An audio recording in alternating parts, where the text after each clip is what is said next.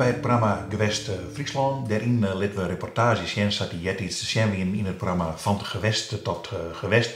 En dan maakten wij natuurlijk alleen een beeld van de Friese reportages zat die ben meestal maken door Johan van der Zee.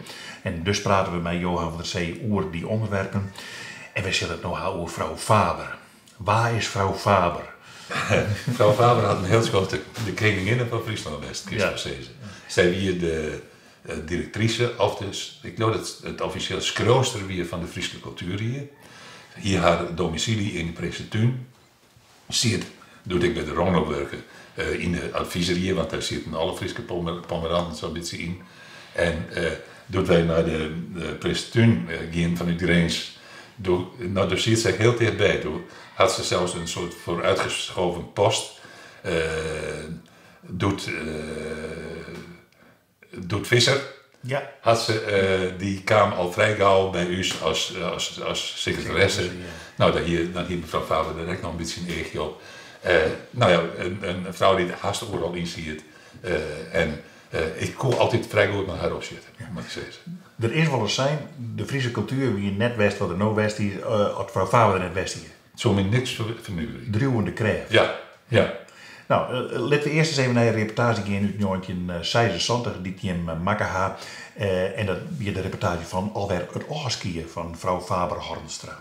Je zullen misschien mevrouw Faber niet net zittende oortreffen, joh. Nou, het is hier brengt je ik erin, maar hier een glas sherry en een een sigaret. En je komt eens wat zien. Misschien soms en dan staf ik wel, ja, alsjeblieft je hoed ophouden. Ik heb wel de zwak houden van de hoeren van mevrouw Faber. Ja, hier.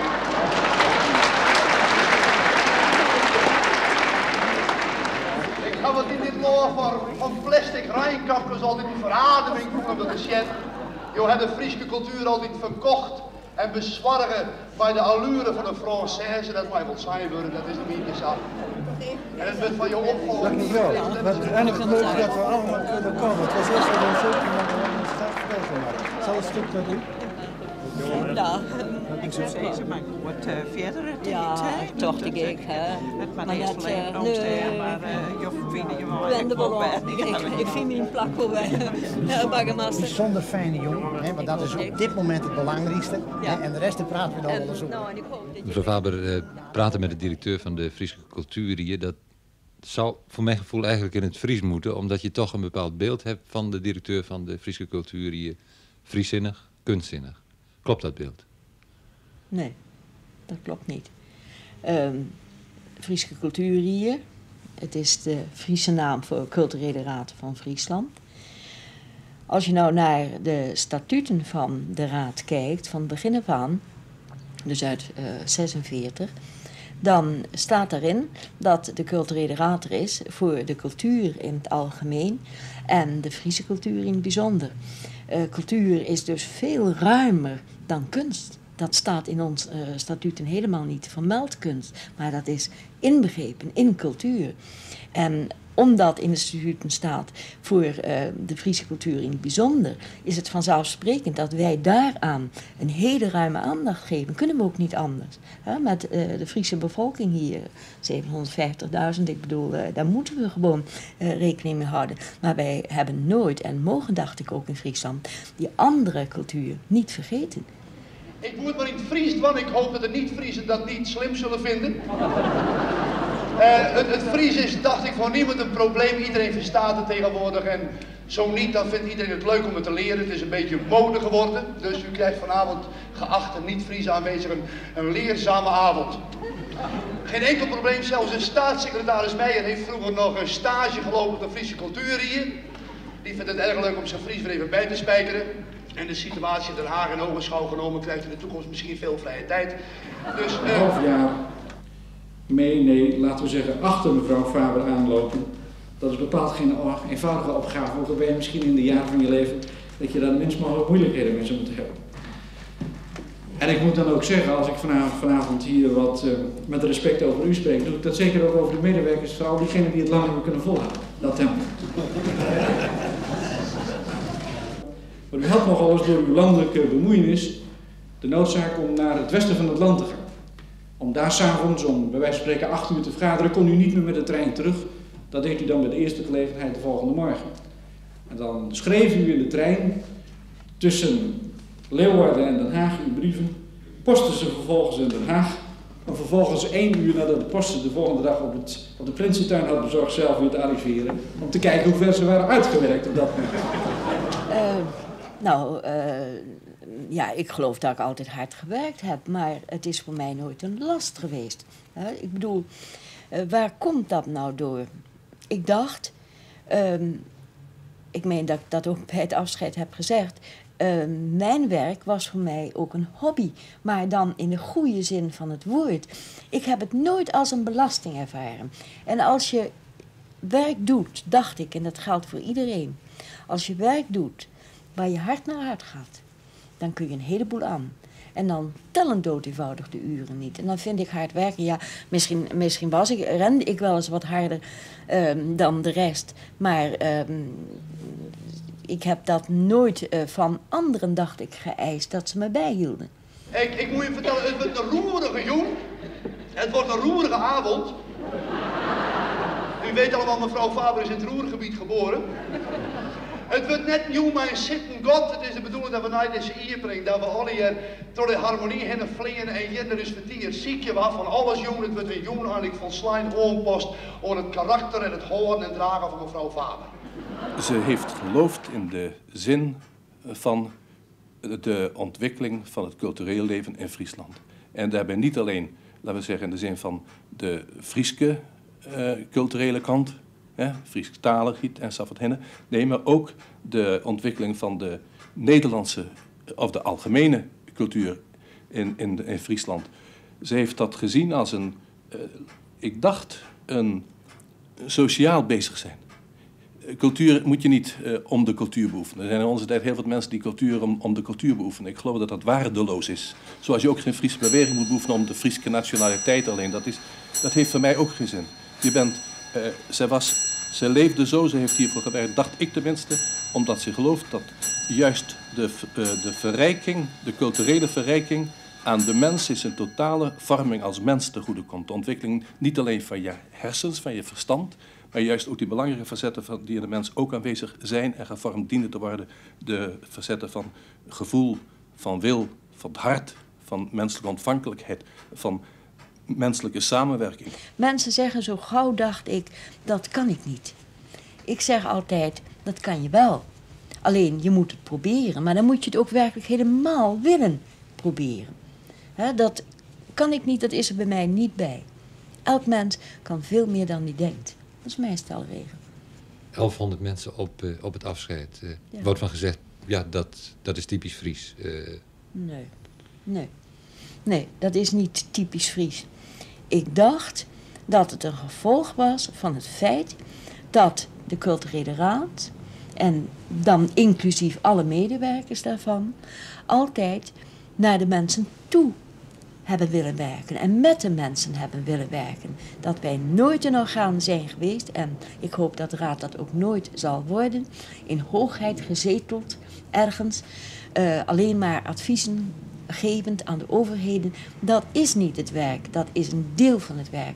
Maar wij moeten gewoon met iedereen kunnen en willen werken. Op elk gebied dan wat tot het culturele werk behoort. Je denkt dat een vrouw begint en eindigt met Willempie en dan hebben we dit alweer. Dan denk ik, wat maar bewezen werden, dat wij zo riek binnen.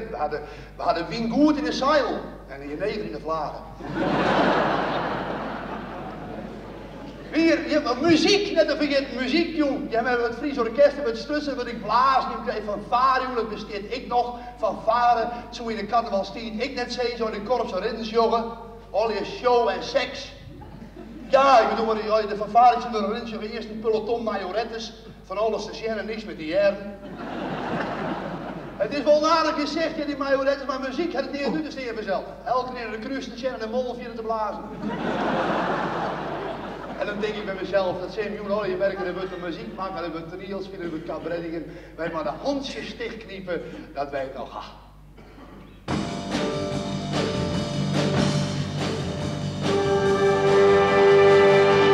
Handjes dicht, dat wij het nog gaan. Handjes dicht.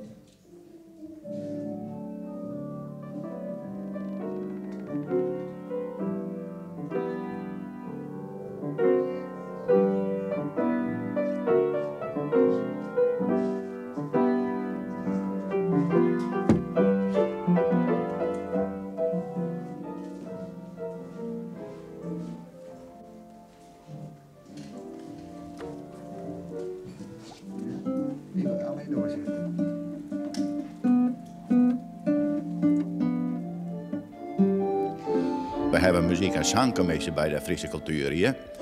En je moet denken dat wij problemen hebben, dan gaan wij naar de Friese cultuur hier, naar mevrouw Faber-Hornstra. Want ja, zij weet alles te ontplooien. En daar ben wij maar die dingen komen. En daar hebben we mogelijk op besjoen hoe moeten wij deze zaken oplossen.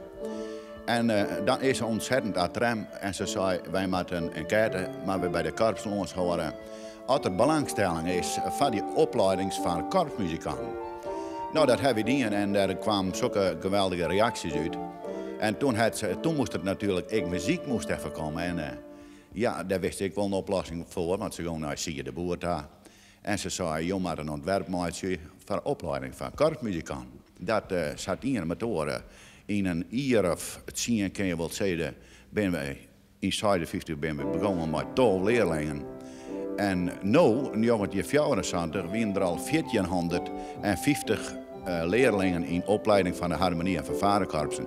Nou, als wij nog zo'n berouw net gewoon hier van culturele zaken, mooi meneer De Jong en mevrouw Faber-Hornstra, dan hingen wij als gewone amateurs wij dat nooit van de grond kregen.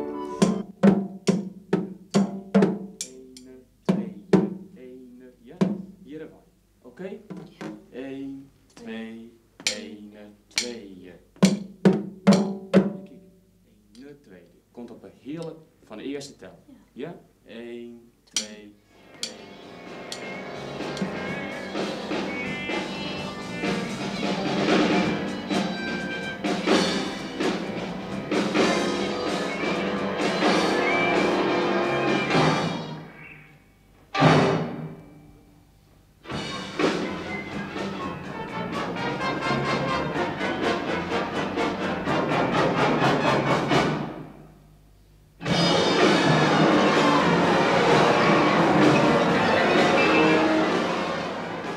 Kijk, ik vond het altijd vreselijk jammer dat jonge mensen die wel muziek konden doen in een muziekschool, dat als er nu jonge mensen zijn of oudere mensen zijn die niet muzikaal zijn, daar niet een affiniteit mee hebben, dat daar dan geen mogelijkheden waren. Want wie wil niet schilderen of boetseren of potten bakken of weven of ga maar op, er zijn zoveel dingen. Dat gevoel is de laatste jaren enorm ontwikkeld dat daar wat aan gedaan zou moeten zijn. En daar ligt dan het begin van de creativiteitscentra. En nou, dat is in een aantal plaatsen hier al enorm uitgegroeid. En ik hoop dat het doorgaat. En dat gaat ook door. Vanaf haar benoeming in 1953 hebt u, mevrouw Faber, u volledig ingezet om zowel de gewestelijke als ook de nationale en in velerlei opzichten ook bovennationale belangen te dienen. En het doet mij daarom een bijzonder groot genoegen bij uw afscheid te kunnen meedelen dat Haar Majesteit de Koningin u heeft willen bevorderen tot officier in de Orde van Oranje Nassau. En daar zou ik graag...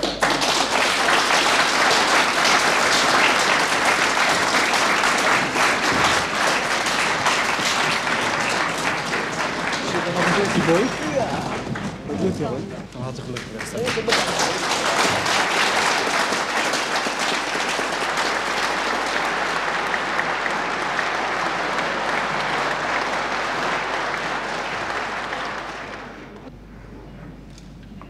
Leven vreugden alle jaren. Ik weet eigenlijk net wat ik zeggen moet. Want ik vraag me af, waar heb ik dit dan alle jaren aan verschillen? Het afscheid van mevrouw Faber, zuiver een emotionele bijeenkomst, hè? Dat ja. Is, Ja. Dat vond iedereen wel heel jammer dat ze voor het gespieten dat. Ja, dat waren natuurlijk genoeg mensen die toch, nou is eindelijk voor. Ik weet wel dat ze later nog, als er is een wat langere reportage van geweest, dan bellen ze op. En dan zei ze wat ze ervan vonden. Dat, als een van de enigen die dat dienen. Maar wat ik me heel goed nog in het zin brengen kan, is dat bij dat afscheid begon ze op een bepaald moment te gaan. En Riepstra, de commissaris, die zit naast haar. En die probeerde hier te krijgen dat we dat net opnamen. Want emotie, dat kon natuurlijk net op televisie. Dat net in Friesland dus. Nee. In de Friese cultuur net. Nee. Nou, hoe die cultuur trouwens, daar hebben we mij van een reportage. Gerrit Terpstra. Schets eerst even Gerrit Terpstra. Nou, heel bijzondere kunstenaar. Dit hele originele ding. En in het kerkje in Janum, of in Ginnem, nee, Janum. Ginnem. In Ginnem. Daar hier prachtige dingen staan. En ik kan een paar keer reportages over hem maken. Ja, een man dat je graag heen gaat en dat je graag naar zegt. Oké. Nu want je 4 jaar reportage over Gerrit Terpstra.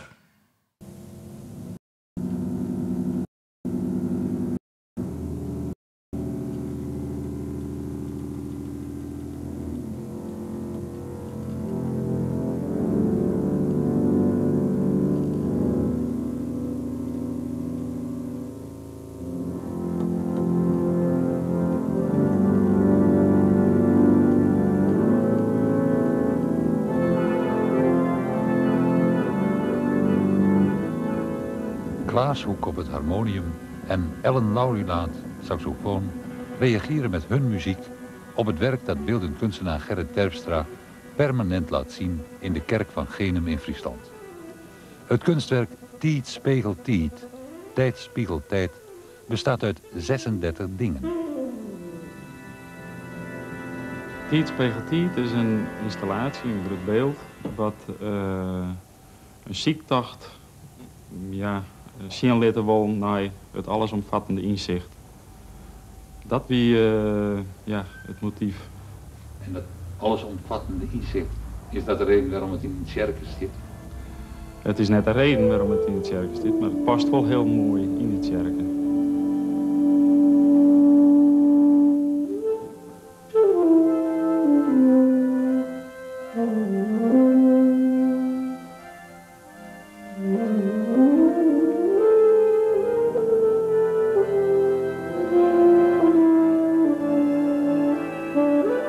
De dag vorderde behoorlijk. En hij wilde vandaag nog wel minstens 1 ding, maar het liefst 2 dingen ontmoeten. Want dan zou hij aan de helft van de 36 dingen zijn. En juist op dat moment dat hij zich dit realiseerde, zag hij in de verte iets door de lucht naderen. Heel sierlijk gleed het door de lucht. Het was niet... Terpstra heeft zijn ontdekkingsreis langs de dingen helemaal beschreven.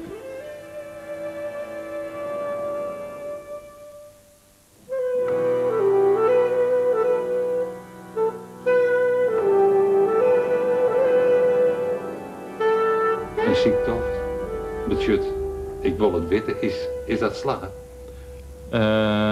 Op dat moment wel. Toen ik hem met wandelen weer. Maar zodra het dan clear is dat witten ik weer voort. Dus op dit moment weet ik het net.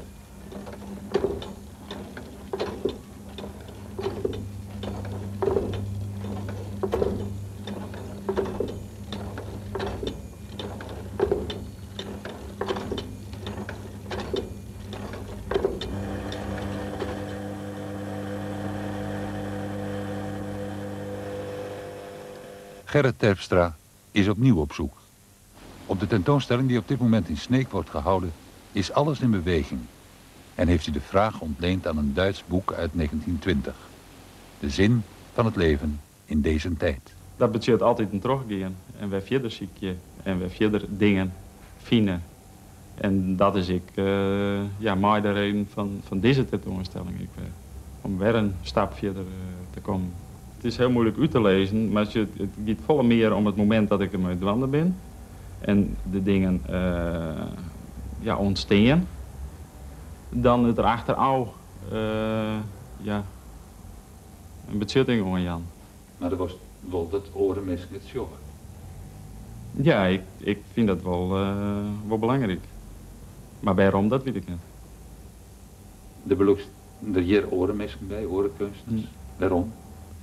Nou, ik denk dat vooral met deze tentoonstelling is dus tweeledig. Dus Ginnem is dan meer het permanente. En hier in Snits is het hele tijdelijke aspect. Om die twee dus bij elkaar te brengen. En eigenlijk zocht ik naar een manier om die ruimte daartussen, die verbinding te lezen. Terug orenkunstenaars, maar hun eigen disciplines.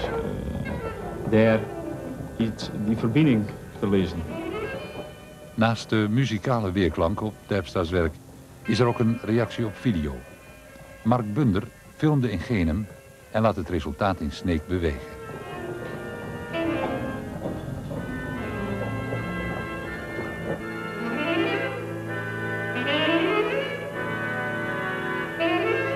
Hij zat zijn eigen ervaringen en gevoelens te lezen. Hij probeerde in de lange strook papier enige orde te scheppen en las ondertussen fragmenten van zijn ontdekkingstocht. Alles, maar dan ook alles, bleek geregistreerd te zijn.